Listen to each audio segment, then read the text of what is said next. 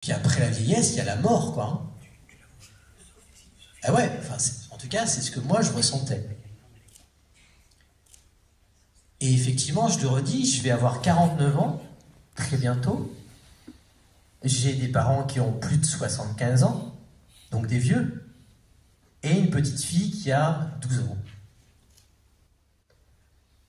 Et du coup, quand finalement on avance en âge, alors soit c'est de l'ego mal placé, j'en ai peut-être, mais finalement on se regarde autrement.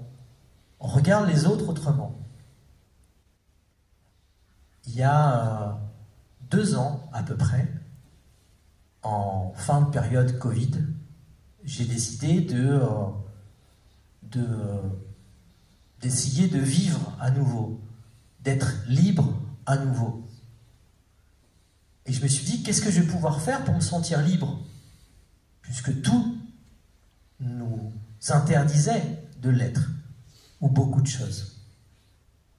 Et pendant quelques mois, je me suis entraîné, j'ai réfléchi, et je suis parti le 10 août, avec 17 kilos sur le dos, parti faire 550 km, jusqu'à ma terre natale, la Picardie. Et de là, forcément, j'ai fait de merveilleuses rencontres, pendant, surtout, mais aussi après. Et je peux vous assurer d'une chose, je me suis jamais senti aussi vivant, à du coup presque 47 ans, en faisant ce périple.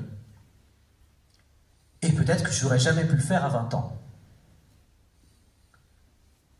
Et à la suite de ça, quand je suis rentré, il y a des gens qui sont venus à moi, des jeunes, des moins jeunes, et qui m'ont dit, mais on n'aurait jamais osé faire finalement ce que tu as fait.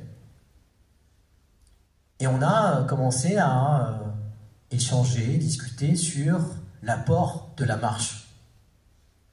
Ce que ça pouvait apporter à la santé. Donc je suis allé un petit peu plus loin, forcément, sur ce rapport à la santé, au bien-être, à la marche. Alors, je ne vais pas vous sortir les statistiques,